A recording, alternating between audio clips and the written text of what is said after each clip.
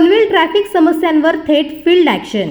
पनवेल शहरातील वाढती वाहतूक कोंडी आणि नागरिकांना होणारा त्रास लक्षात घेता आज विविध ट्रॅफिक हॉटस्पॉटची प्रत्यक्ष फील्ड पाहणी करण्यात आली।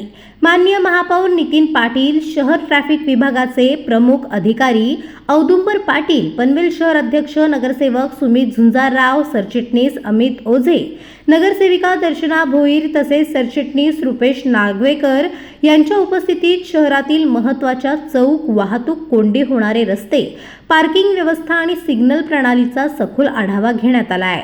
पाहणी दरम्यान वाहतुकीवरील ताण कमी करण्यासाठी तसेच नागरिकांना अधिक सुरक्षित आणि सुलभ प्रवास अनुभव मिळावा यासाठी विविध उपाययोजनांवर चर्चा करण्यात आली आहे। काही ठिकाणी तात्काळ सुधारणा आणि प्रभावी अंमलबजावणी करण्याचे निर्देश संबंधित अधिकाऱ्यांना देण्यात आले आहेत।